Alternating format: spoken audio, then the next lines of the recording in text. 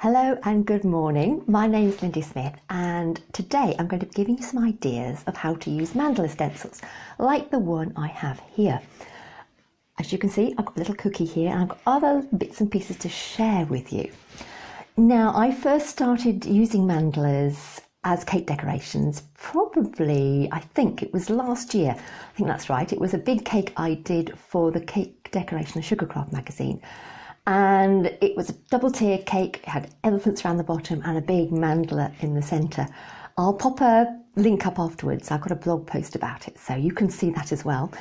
Now I see a few people online. Fantastic. Hello to Anisha. Good morning to you. So do tell me if you're on here. I love to know that you're around, and maybe tell us where in the world you're watching from. And if you've got any questions about mandalas, or if you just love the designs that are possible with them, then let me know. It'd be lovely to see that you're on here. Okay, what I'm going to do is flip the camera and show you what I've got to show you here and what I'm going to be using. So the demonstration today is going to be a mandala based very similar to the one you see up here. So I'm using a cookie, and you can use obviously you can use this technique on anything edible, on cakes, mini cakes, anything you like. We've got a hello from the Lebanon. Good morning to you. And Joe Richardson says, good morning, Lindy. And a big smiley face. Thank you very much, Joe.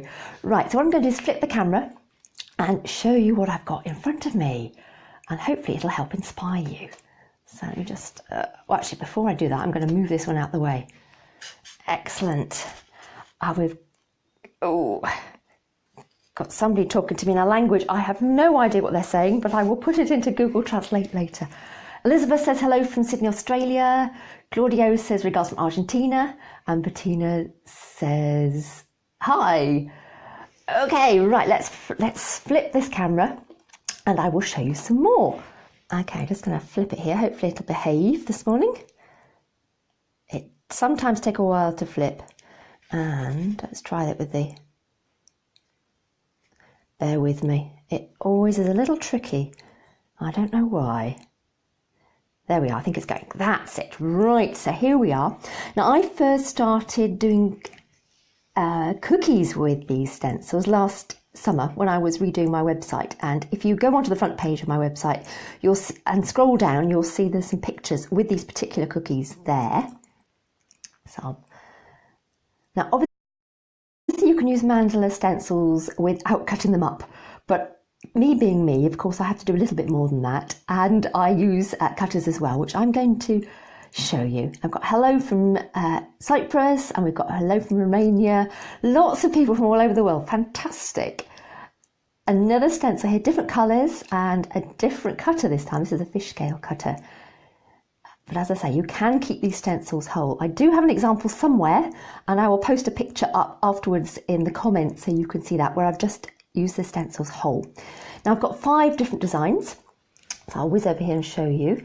That's one of them. And another one, which I love that one. And this is very pretty, really like that one. And I've got one under my smoother over here, which you'll see in a minute, because that's the one I'm going to be working with. To do this technique, you'll need some brushes, you'll need a cookie that's already covered with some sugar paste, and as you saw earlier, some coloured dusts as well.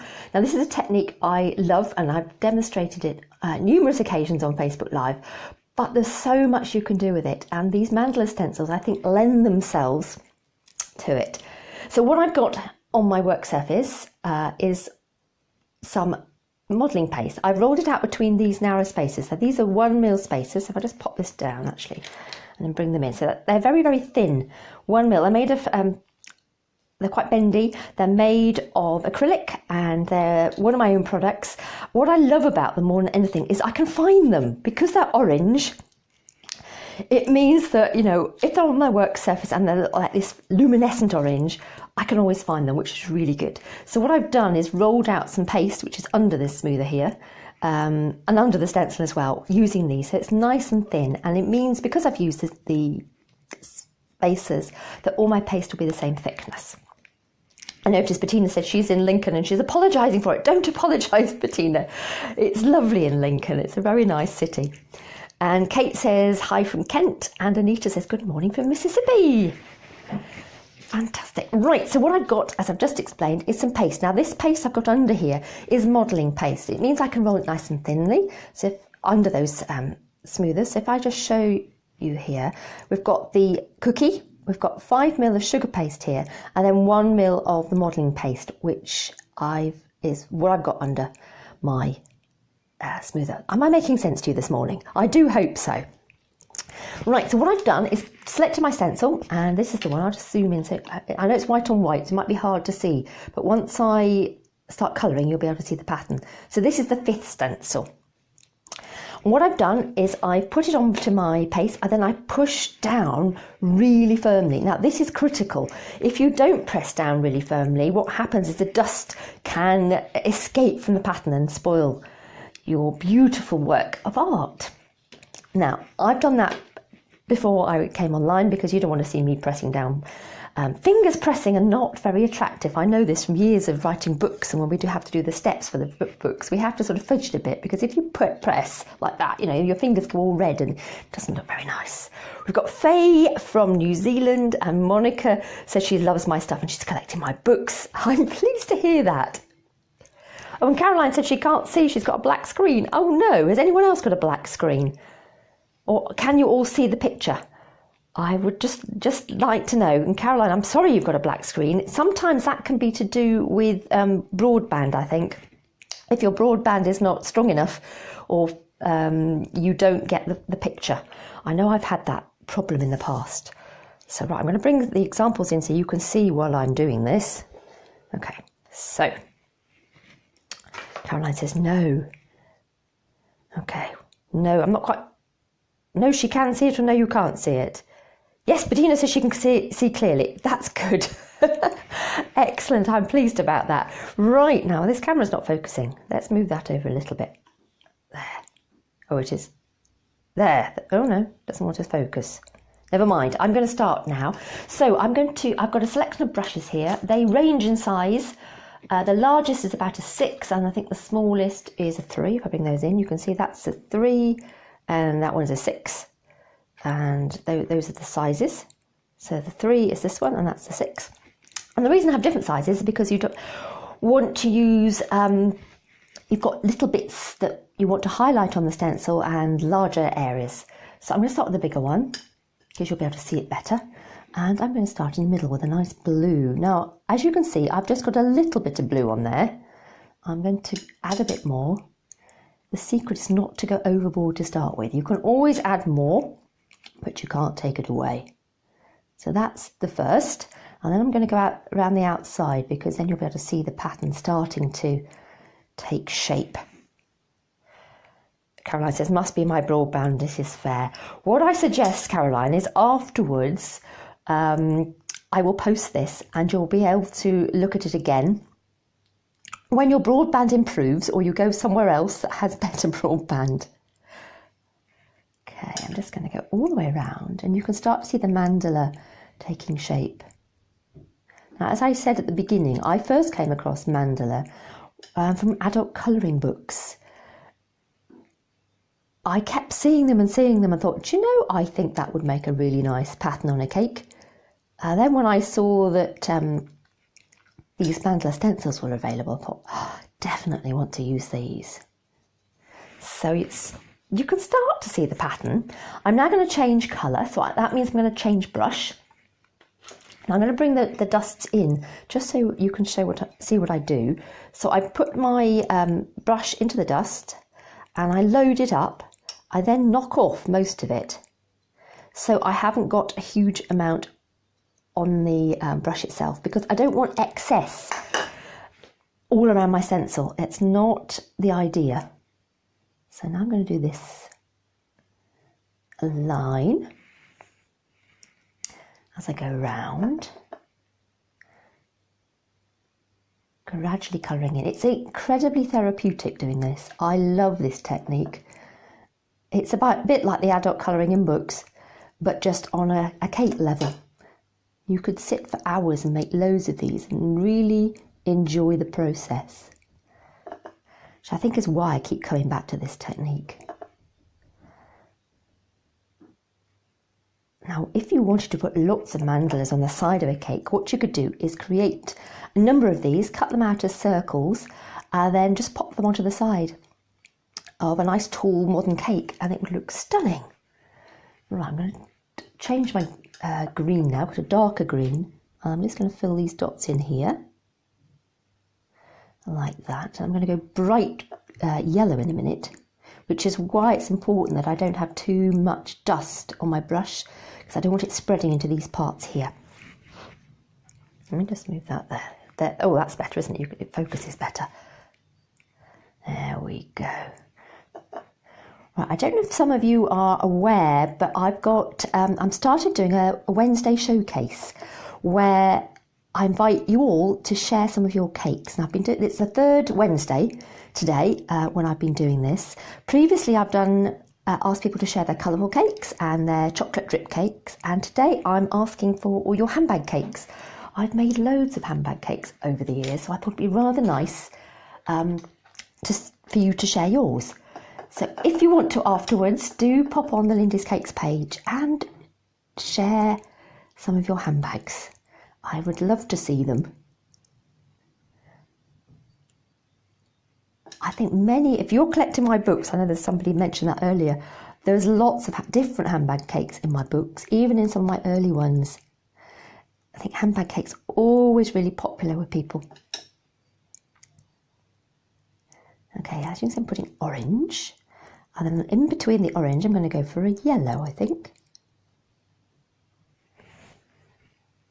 So I'm changing my brush again, and nice bright yellow this time, because it's spring, isn't it? Apart from obviously if you're in a different part of the world like New Zealand or Australia, it's your autumn, but over in the Northern Hemisphere we've all got spring.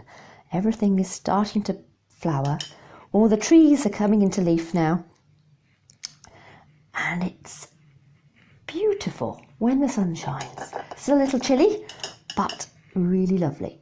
Okay, now I'm going to go orange here. In fact, I go orange all the way around, and I want to do lime green right in the very, very middle. Now, as with all cake decorating, there's always decisions to be made, and colour choices are definitely one of those. Okay, now I'm going for the lime green, and hopefully I can pick it up here. Now got the base colour on this particular cookie is lime green, and what I find, a tip for you, is that if you've got a colour underneath, then you ideally need to reflect it on top. Let me bring this one in. If you look here, I've got the dark sugar paste underneath, and then I reflect it on this line going around here.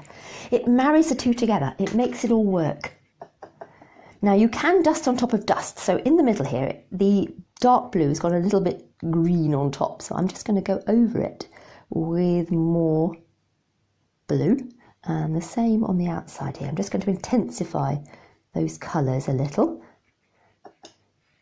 As I said earlier, you can start with one colour and you can change it by adding others on top, or you can add more colour as you go. What you can't do is take it away. So I just want you to be able to see it. Here we are. Okay, maybe darken the green as well. Let's just get that. Bettina says it's very wet in Lincoln. We've had a lot of rain here, but actually the sun is shining at this very moment as I speak. So I look out of the window here. It's lovely, but I guess it won't last. I think we're having April showers in May. Bettina says that looks gorgeous. I'm pleased you like it. It's something I love doing. I love playing with colour and creating. And mandalas are all about colours and patterns. Okay, now what I'm going to do is take the excess dust. Usually I have a big brush, but today I've just got this little one.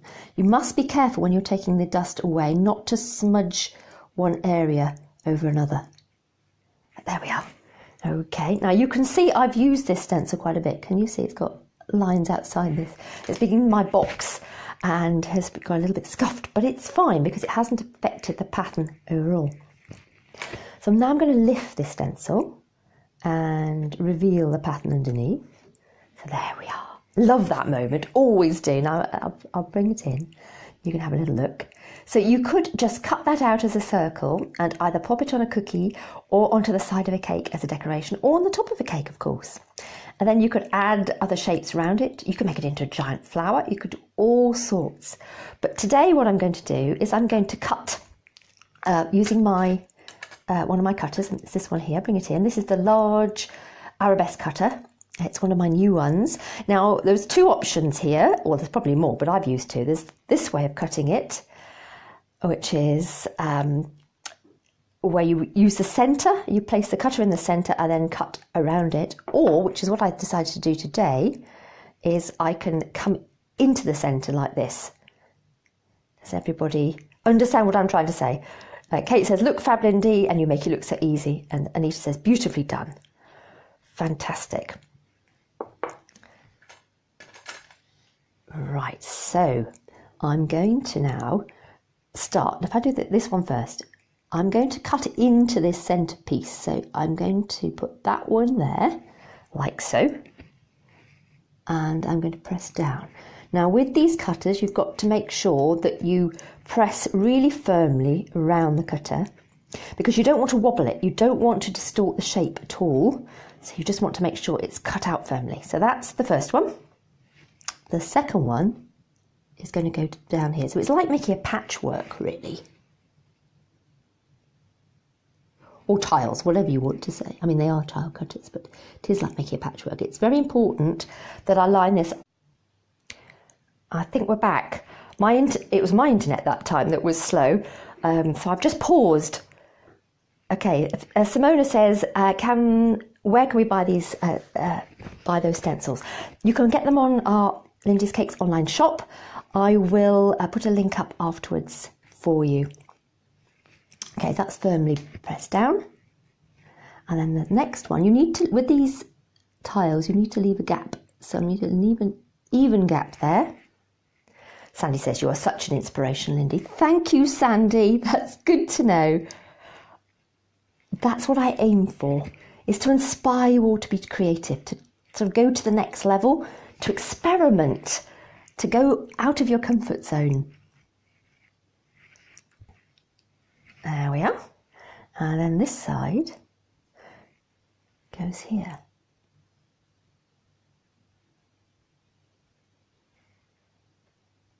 Like so. And I'm going to press again. You see, I'm pressing very firmly. Like that.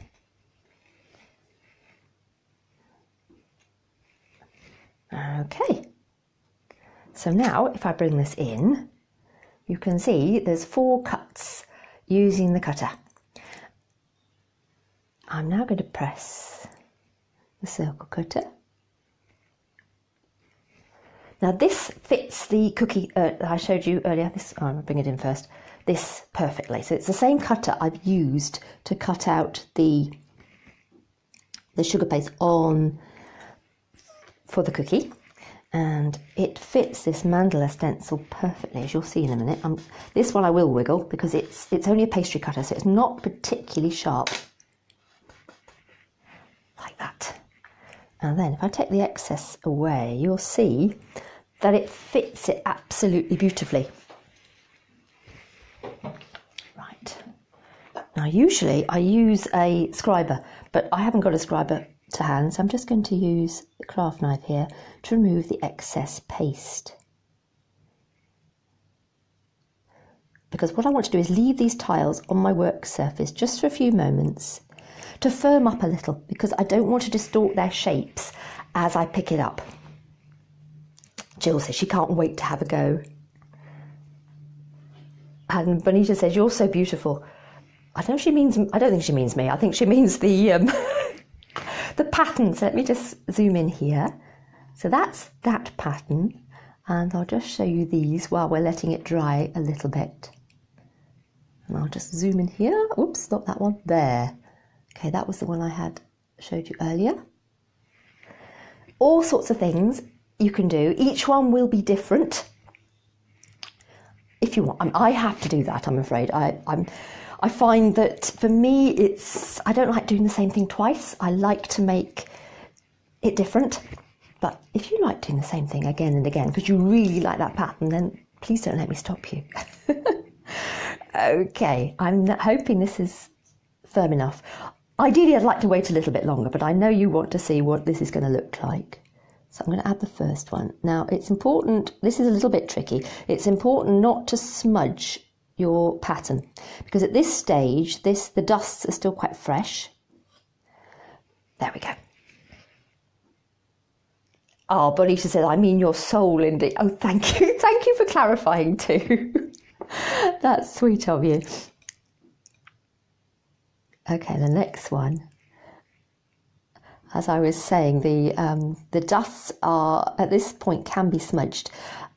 When you've finished and the pattern is all dry, what you can do is spray it with some edible glaze, and that'll set the dust. Or the other way is to steam it. If you're a flower maker, you'll know all about steaming.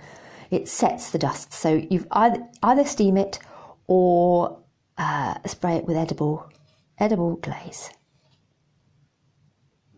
If it's a cookie like this and it's going to be eaten, I would tend to steam it rather than add edible glaze, but it's entirely up to you.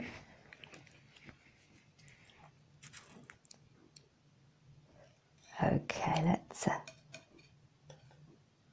Now this one, let me just bring it in. I don't know if it's going to focus, but it's got a little bit of, it's not quite neat enough. So all I'm going to do is take my finger and just press those pieces underneath.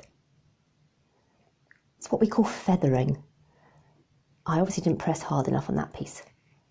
So now it's much neater. You see that? And I'm going to press this in here.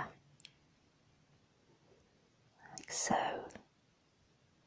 Okay, and as you can see, I haven't used any glue at all. I've just placed the pieces on my sugar, and that should be sufficient. You could use a bit of water, you could use glue if you wanted to, but I tend not to, so there we go. I hope you like that. As you can see, because it's live, I haven't got it quite in the centre there, but I don't think that really matters. Nobody notices apart from you. Is that not true? I think so.